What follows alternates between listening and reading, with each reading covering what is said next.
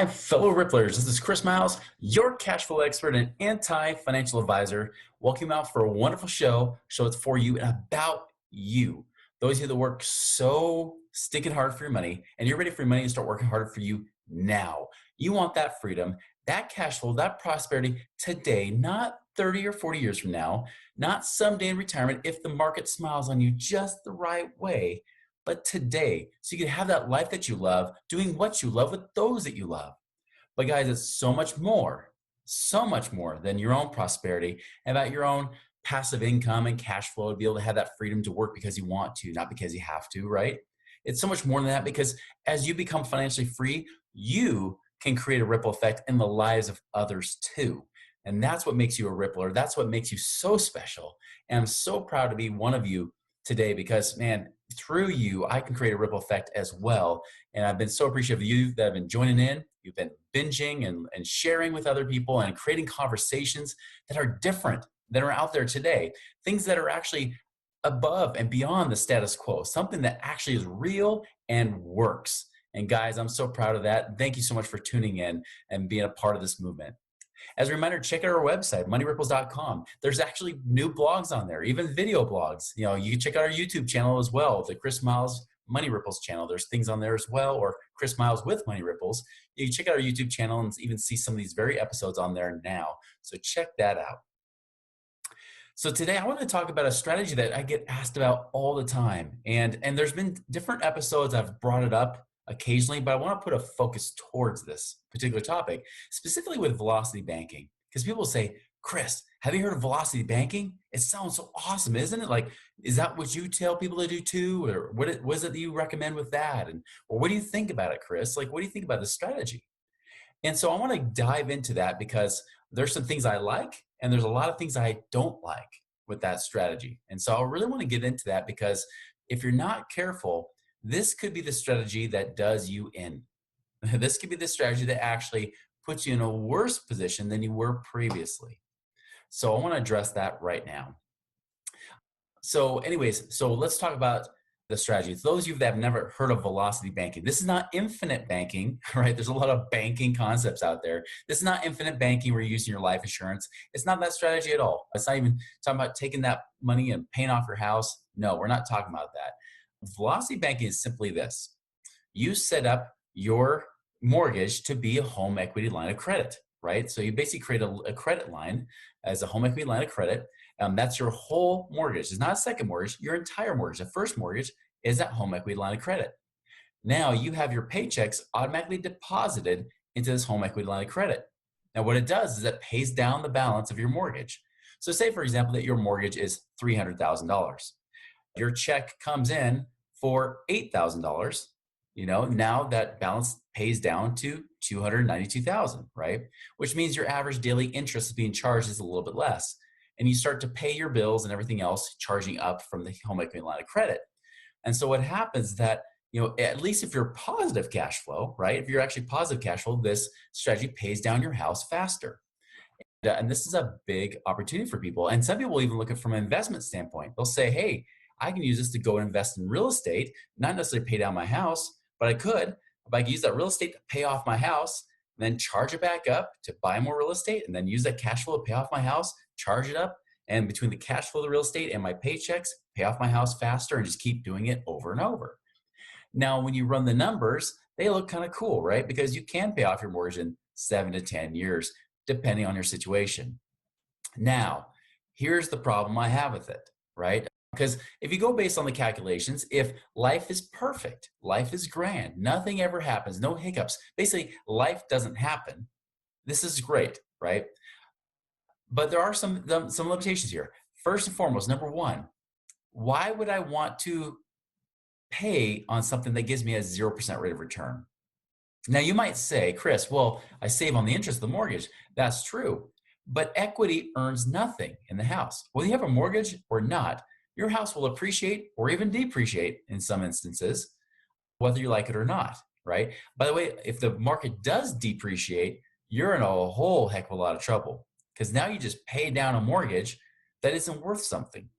I'll tell you, from the last recession, that was a big lesson I learned because I started applying extra money towards paying down my house, bigger down payments, paying more towards principal, believing, just like with the HELOC strategy, I can pull that money back out. But that's not always the case. So anyways, that's the first thing is first and foremost, do we really want to pay off our mortgage? Or could that be the very thing that costs us our freedom now and in the future? Secondly, and this is kind of going on with what I just said, what I dealt with in the last recession, right? This is the biggest problem. And I've been saying this for a few years. When people keep bringing this up, I keep saying, hey, the strategy sounds great, but I have seen this strategy blow up in people's faces. By the way, this is not a new strategy, just so you know. I remember even in the last recession, people were saying, hey, have you heard of this whole Australian line of credit thing, right? It was like the whole Australian way of paying off your mortgage faster. And there's a lot of companies promoting that at that time. But again, I saw it fall short. There's a few problems with it. One, first and foremost, these numbers only work if you have positive cash flow. If you cannot make your ends meet each and every month, your balance will actually run up and eventually you'll run out of money anyways. So first and foremost, if you're a spender, this could be a very bad idea. The ironic thing is, secondly, if you're a spender, this could be a great idea. But if you're a spender, you probably would need to have forced payments towards your mortgage, not something that gives you choice, right? So if you're an uncontrollable spender, I still wouldn't recommend this strategy. I would say go just get a mortgage that's still within the comfort level, but forces you to pay principal, right? But when it comes to this strategy, though, if you're a spender, it doesn't ever the balance doesn't actually go down. You kind of make this not worthless, right? But it really does depend on you having extra cash flow. Because what they're saying is this: say that same example, $8,000, right, pays down on your mortgage. It's from that $300,000. You're at $292,000, right? Now, what if you only pay $6,000 a month in expenses? Well, now it runs the balance back up to $298,000. So now the balance is $2,000 less than before. You know what else? What other strategy actually does the same thing? Just paying extra principal on your mortgage. It's exactly the same thing. It's just saying, hey, all the leftover cash I have left over every month, throw it onto my mortgage, right? Throw it on my mortgage payment. Here's the thing. If you actually have a 30-year fixed mortgage, which I would have a decently low payment, right?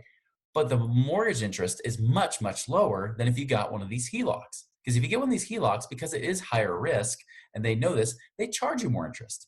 Now, the interest has come down a little bit, but I've seen these interest rates just within the last year been around 6 or 7%. Now I'd say they're maybe around the fives, right? But still 6 or 7% when you could be getting 3 point something nothing percent, like 3 point something on a 30-year mortgage right now, fixed, not a variable rate, but a fixed rate.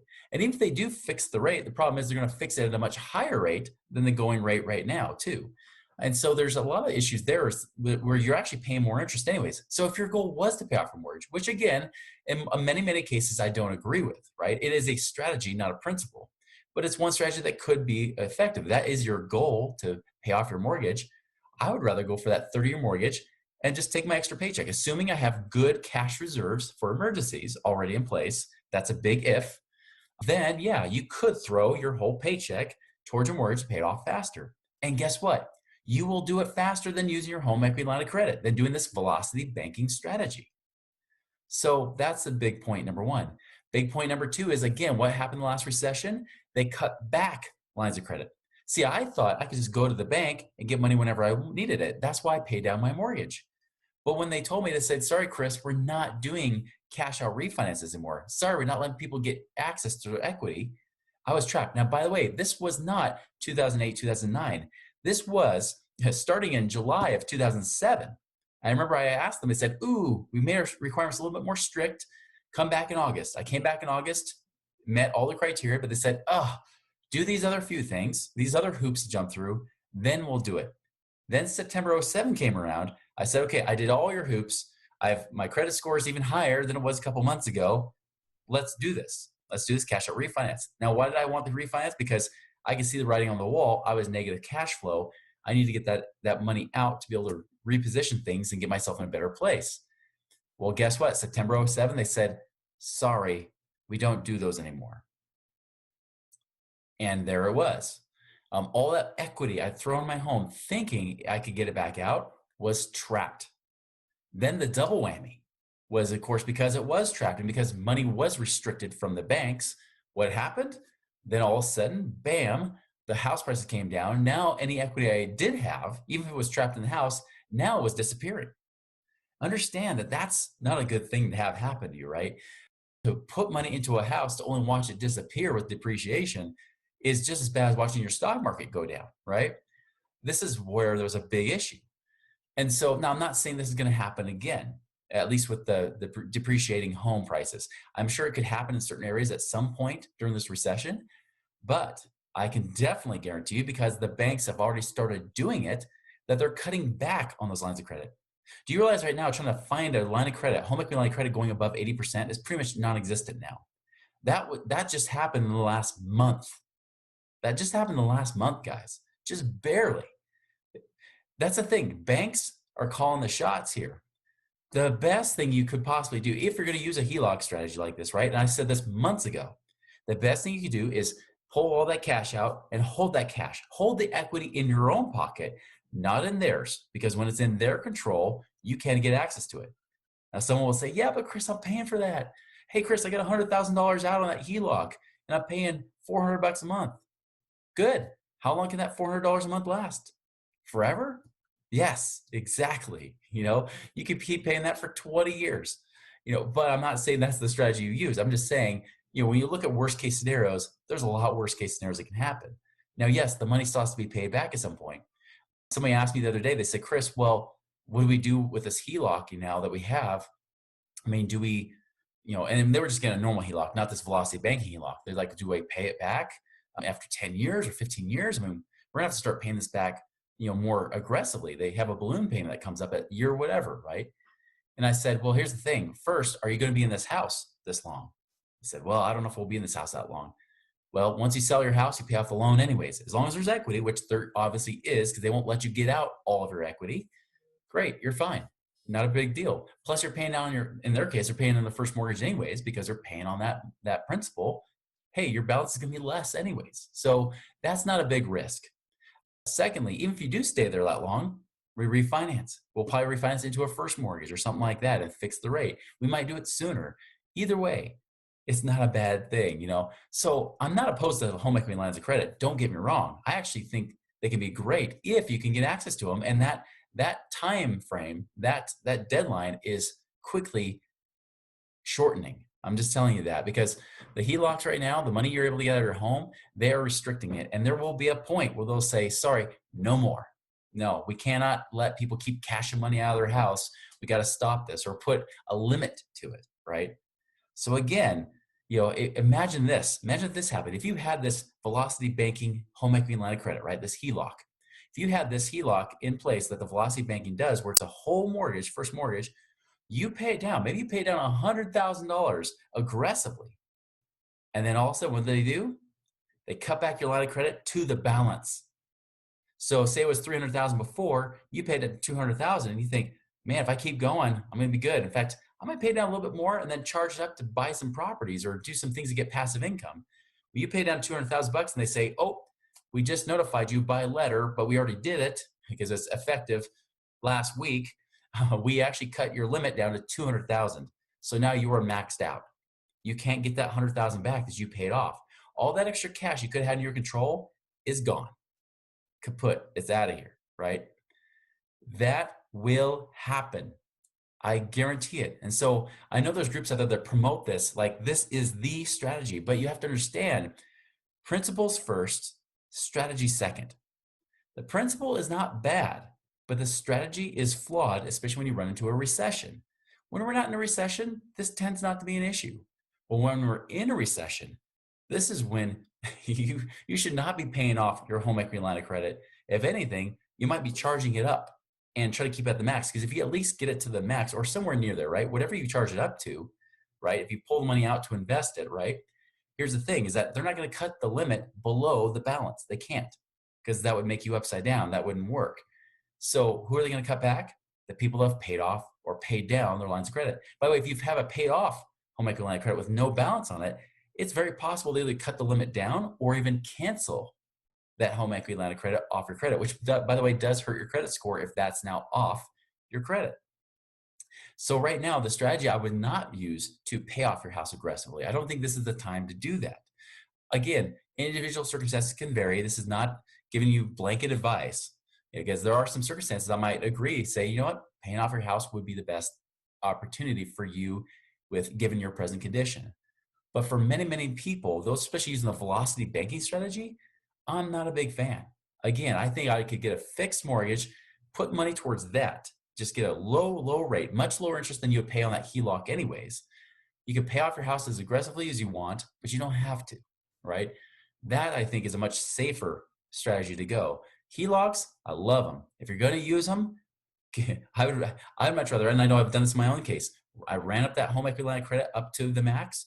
I cashed it out and I bought properties with it. That's what I did personally. That's not what you should do. That's not advice, of course, but that's what I did to go and create cash flow now. And that cash flow well exceeds the monthly payment increase on that equity line of credit that I had, way exceeded. So for me, it was a no brainer. For you, because if you don't have the right connections, the right knowledge and things like that, it could be the worst thing you do. So again, it's not about what you do with the money per se, but it's about who you are as an investor and what connections and what things you understand and what you know and what you can do with it. That is the key. And I'm telling you, your house could be the key to your freedom. It may not be the way that they teach you with velocity banking. That may not be the key, but there are other ways you can use your house very effectively and safely in a way that allows you to have cash flow and essentially have your cake and eat it too, right? You can have assets and cash flow too. So now your house is actually paying you something versus just being an expense. And that's why people want to pay it off. Not because there's a balance. People don't care about the mortgage balance. They don't care about what they owe. They care about the fact that they have to keep making that stinking payment every single month. Well, what if you could use that equity to make money for you that it made your mortgage payment for you? That would be pretty cool, wouldn't it? That is the goal. That to me is a safer way to go than just try to pay it off and not have the money, money there. Now, granted, if you have a paid off house, great. The problem is in the interim, when you don't have a paid off house, you keep aggressively paying it down. There is risk there because if you need money, you need cash. You cannot always pull out of a home. You cannot count on that. So either your safest bet is either one, pay off your house 100%, or two, use the equity from your home to create enough passive income to pay your mortgage payment, or better yet, pay even more than your mortgage payment. So those are the kind of things I would say that for you to consider. Before you're looking at velocity banking, really heavily consider that this may not be the time or the right strategy for you right now, or for many people right now. It could be one of the riskiest things you do. Beware of that strategy. Everybody, I hope you take it to heart. If you have questions, shoot me an email, chris@moneyripples.com, and you can see what we can do to help you out there. Anyways, guys, make a wonderful and prosperous week. We'll see you later.